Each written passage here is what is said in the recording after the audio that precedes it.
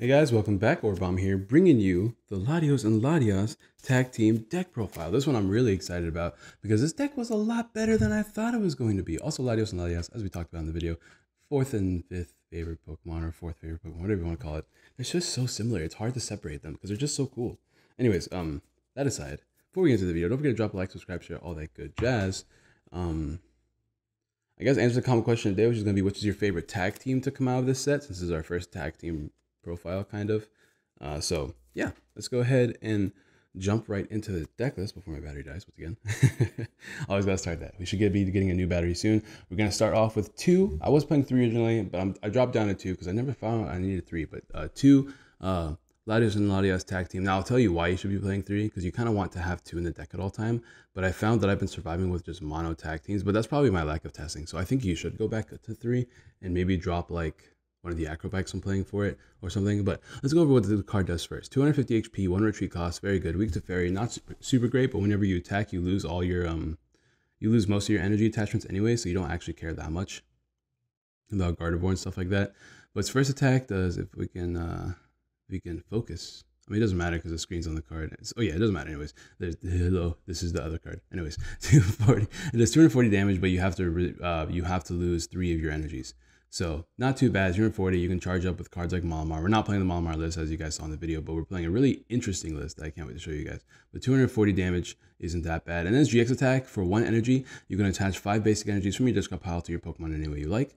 And if you have an extra energy attached to this card, you may attack for, what was it called? You're also immune to all damage the following turn. All effects of attacks, including damage the following turn. So it's a really good way to charge up your board and then be protected. You can put all the energies on Latios and Latias, be protected the following turn so you can attack again. The only way for them to really do anything to you is like Guzma Lysander, which is always annoying, but I mean, not lose Lysander, it's Guzma Lycanroc. Unless, of course, oh, never mind. I'm talking about something else in the future. Just forget about that. It's very strong. I think it's a really good card. So yeah, let's go ahead and talk about all of its small low partners. This deck does not play many basic Pokemon. We're playing 1 Giratina because it's a non-GX attacker that we can constantly get out of the discard pile and use cards like, use its ability like its Distortion Door to put damage on the board, putting things in range sometimes. 1 Lunala Prism, being able to re-accelerate those energies that you lost from attacking back into your deck is always pretty strong. Also, its Side Storm attack does really well because I just learned it does 20 damage for each energy on the board, not just on your side of the field. So it becomes a pretty strong attacker, especially against decks like Rayquaza, or Rayquaza, however you want to pronounce it. I think both of them are correct, but whatever. And then we have 1 Dawn Wings because it's a GX attack we can use if we don't really want to use Lunala's GX attack, because it's a nice way to take a knockout while also being immune. And then it gives you time to set up your board in the back, while also probably being able to take a follow-up knockout, to be honest, against some non-GX attackers. And also you have that invasion ability, which is really strong as well. So we play that, and then for our Lele line, as you guys saw in that video, we are playing a nice 4 Lele for our amazing supporter count that we have in this deck, which, by the way, before I forget the names of those supporters, I should probably pull up that page on my phone that has their names and abilities, because they're very difficult to remember when you have 4 different supporters that you don't really use in your deck. So I'm gonna pull that page up while we clean this mess up. That's gonna be the Pokemon line though. Very thin, but it's also really strong. Like, you don't really want to start with Latios and Latias tag team. Ideally, what can happen, right, is that you use your Morgan, which we'll talk about in a second. You set up your board, you attack, you GX, and you set up a Latias Prism, like 2 of them, assuming you're not being knocked out, because you don't want to put down a second one if one of yours already got knocked out, I guess, or in the range of being knocked out or something like that. You know what I mean? So I guess I don't know. You guys know what I mean, because they take 3 prizes, right? So you don't want to give up that many prizes. But ideally, you can set up 2 Latios and Latias using both Morgan and your GX attack, and then you just take a bunch of knockouts to win the game. But if you're playing against these non-GX attackers, you want to be setting up things like your Giratina, Dawn Wings, things like that. So it's really give and take, but it's pretty strong nonetheless. Let's go over the items now. Items are fairly thin. We do play, as you can imagine, a lot of energies in this deck. So let's go over the items. We have 4 Mysterious Treasure, standard stuff. Put that to the side. 4 Ultra Ball. We're all about getting down our Leles and our Pokemon that we need to accelerate energies onto. So 8 Ball Search, pretty good. Now, a couple cards that like let's go over these two first, I guess. Switch, because we want to be able to preserve our energy sometimes. So having access to Switch is really strong. And then Rescue Stretcher, get our Pokemon back. And then we have two Acrobikes. Now, I'm going to be 100% honest. Not too sure how I feel about these cards. In like all the games that I played with them, they never came in the clutch.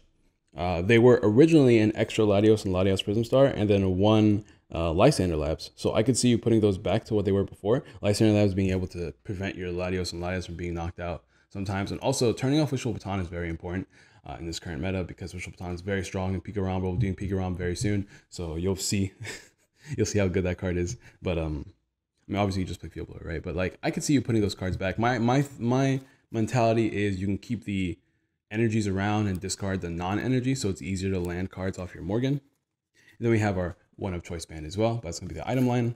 Let's go over the supporters, because this is what y'all came for, right? I guess we'll talk about these other supporters last. Let's go ahead and start with the big girls. We're gonna start with Morgan, the leader of the group. Morgan is really cool. I guess to summarize her ability is you can only use this card if you discard the other three ladies, Evelyn, Nita, and Dana are their names.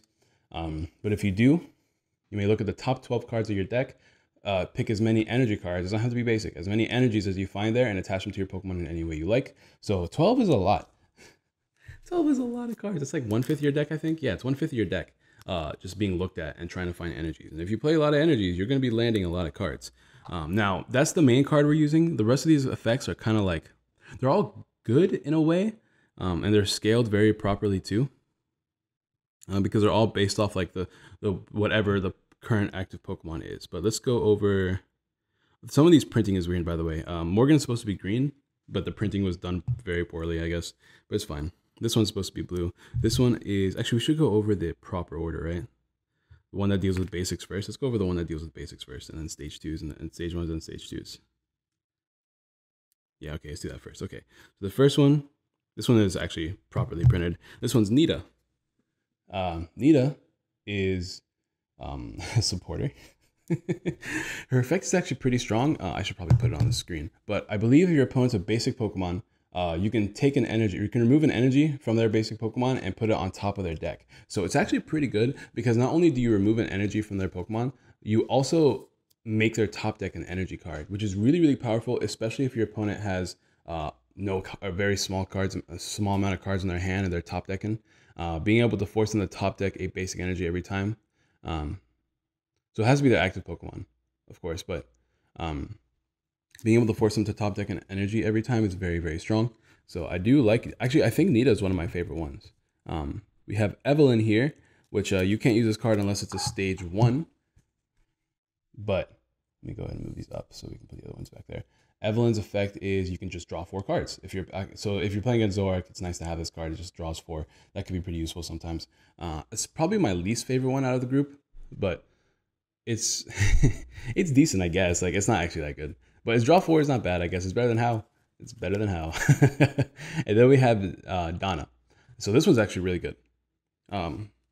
You can't use this card unless your opponent's active Pokemon is a stage 2, which luckily there's a lot of stage 2s in formats right now. But if your opponent's active Pokemon is a stage 2, you can just search your deck for any 2 cards and put them into your hand. So that's a good effect. I like this card a lot. You can actually use this card to set yourself up to get a Morgan play if your opponent's active Pokemon is a stage 2. Now we do play Stevens, which we're going to talk about next, to help you get the combination.